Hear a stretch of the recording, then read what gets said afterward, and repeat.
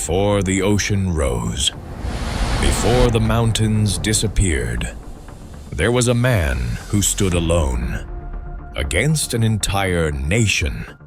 His name was Nuh alayhi salam.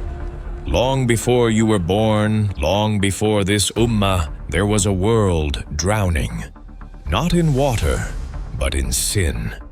Idols stood tall in the marketplaces. False gods had names. Statues had stories. People bowed, not to the one who created them, but to stones that could not hear, could not speak, could not save. And in the middle of that darkness, Allah chose one man, Nuh alayhi salam, a prophet with a mission to call his people back to La ilaha illa Allah. Turn away from these false gods! Day after day, night after night, in public, in private, whispering in corners, calling from rooftops. Nuh went to the poor, to the rich, to the leaders, to the followers, to the young, to the old. He told them, your faith is your greatest strength. worship Allah alone. You have no God but Him. Fear a day that is coming. Ask His forgiveness. He will send you rain. He will give you children. He will give you gardens and rivers. But they laughed. They covered their ears with their fingers. They wrapped their clothes tighter around themselves. They pretended not to hear what their souls were screaming to accept. Years turned into decades, decades into centuries, 950 years, almost 1,000 years, of rejection, mockery, and patience. If there was ever a test of consistency, this was it. The leaders of His people would say, "We don't see you as anything special. You're just a man like us. The only people who follow you are the lowest, the poor, the weak." They looked at Nuh alayhi salam and saw no status. They looked at his followers and saw no money, no power, no fame. So they rejected the message not because it lacked truth, but because it lacked glamour. Some of them said, "If you want us to follow you, push these poor people away. We cannot sit with them." They are a corrupt generation! Their ways are abomination! But Nuh alayhi salam replied with dignity, "I will never push away those who believe. They are going to meet their Lord. And I see you are a people who are ignorant." He wasn't building a fan base. He wasn't chasing numbers. He was protecting the sincere. Imagine calling people for centuries and watching your own nation turn their backs on you. Imagine warning them of a storm and they start making jokes about the weather.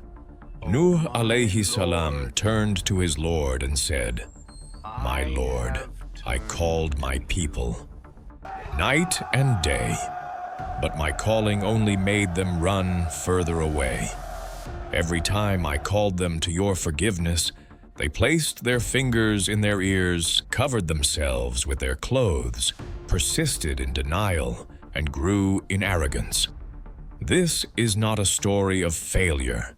This is a story of what it means to keep going when the world tells you to stop." After centuries of rejection, a moment came when Nuh's heart spoke a different dua. He said, "My Lord, do not leave upon the earth a single disbeliever from among them. If you leave them, they will mislead your servants and will not beget except wicked disbelievers." This was not personal revenge. This was the conclusion of a prophet who saw generation after generation born into disbelief, raised in arrogance, dying without repentance. And when a prophet makes this dua with certainty the decree of Allah arrives. Then Allah revealed to Nuh alayhi salam, "Build the ship under our eyes and according to our inspiration, and do not plead with me on behalf of the wrongdoers. They are going to be drowned." In a land that knew little rain, on soil far from any sea, Nuh began to build a massive ark. Every hammer strike was a warning. Every wooden plank was a sign. Every nail was a reminder that time was running out. His people watched him and laughed louder. They said, "Have you become a carpenter now, Nuh? Where is this flood you're talking about? We see no clouds. We see no storm." Nuh answered with calm certainty, If you mock us today, we will one day mock you as you are drowned. He wasn't angry. He was just done begging. When the ship was finally ready, Allah gave the command. When our command comes and water gushes forth from the oven, take on board a pair of each creature and your family except those against whom the word has already gone forth, and those who believe. Very few believed. Centuries of dawah, a world full of people, and only a handful stepped forward. They walked toward the ark, while others pointed and laughed. Animals arrived in pairs by the will of Allah alone. Hooves, claws, wings, and paws, moving toward salvation, while human beings turned their backs on it. Sometimes creation obeys more than the creature. Who can think? Among those who refused was someone Nuh alayhi salam loved deeply, his own son. As the dark clouds began to gather, as the first drops of heavy rain started to fall, Nuh alayhi salam saw his son standing apart, far from the ark. With a heart full of love and fear, he called out, "My son, embark with us, and do not be with the disbelievers." But his son, confident and blind, replied, "I will take refuge on a mountain to protect me from the water." He trusted the height of the mountain more than the mercy of his Lord. Nuh alayhi salam cried out, "Today there is no protector from the decree of Allah except for those upon whom He has mercy." A wave rose between them, and in a single moment the conversation ended. The water swallowed the distance, and with it his son. This is not just a story about a flood. It's a story about the pain of watching someone you love choose disbelief. Then the sky did what it had never done before. The gates of heaven burst open with torrents of water. The earth cracked and springs exploded from below. Water from above, water from below. Cities drowned. Homes disappeared. Voices turned from mockery to terror. The arrogant climbed roofs, then trees, then mountains. But the mountains were sinking with them. No army, no shelter, no technology. No, "I'm just joking." No, "I'll believe later." When the command of Allah arrives, later is gone. And in the middle of the chaos, the ark floated, like a leaf on an endless ocean. Inside it, a prophet, a few believers, and pairs of animals protected by a mercy that cannot be bought with wealth, tribe, or status. For days and nights, the ark sailed over what used to be their world. The places they knew were now buried under angry waves. Then, when Allah willed, the storm began to calm. It was said, "O earth, swallow your water. O sky, withhold your rain." The water receded. The mountains reappeared.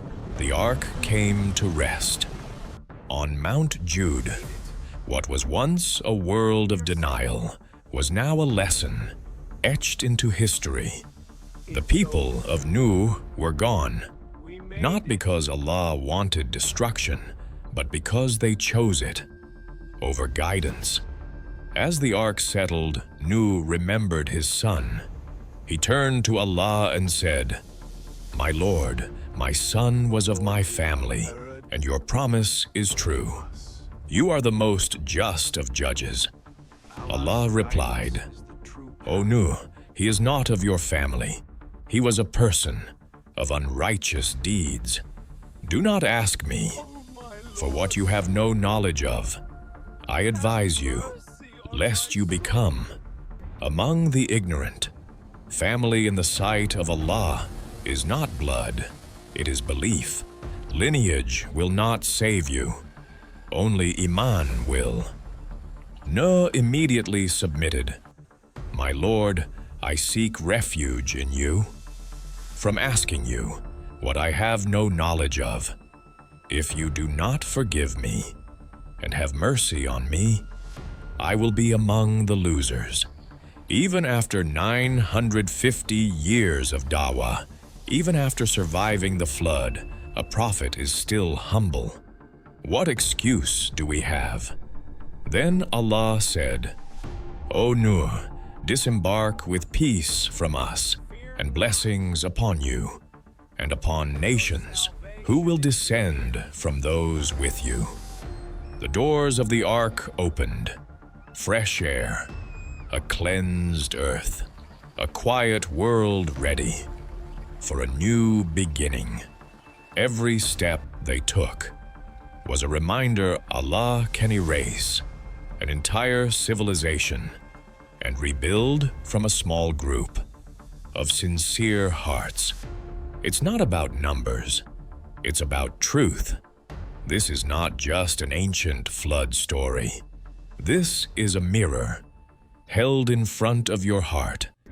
Ask yourself, if you lived in the time of Nuh alayhi salam, would you have laughed at the ark or helped build it? Would you have joined the crowd, drowning in trends, desires, and arrogance? Or would you have walked alone with a small group of believers into something the world calls crazy, but Allah calls salvation? Today, your ark is not made of wood. Your ark is your prayer, your tawbah, your Qur'an, your obedience, your refusal to follow a crowd. That is sprinting toward the fire. A time is coming when this dunya will end, when the sky will crack, when the earth will shake. And on that day, there will be no mountain for you to climb, no boat for you to build, no, just one more chance. The question is simple. Are you building your ark now, or laughing while it's being built? The story of Nuh alayhi salam is not just about those who died, it's about those who survived. And why they survived. They trusted Allah when it looked ridiculous. They stayed with the truth when it was unpopular. They walked into the ark when the world called them fools. One day, truth will be all that remains. Be on the side that lasts. If this story shook something inside you, don't let it fade. Return for episode 3 of Stories of the Qur'an as we follow another prophet who stood alone against a tyrant, Musa alayhi salam, and the escape from Pharaoh. Until then, build your ark before the flood of the last day arrives.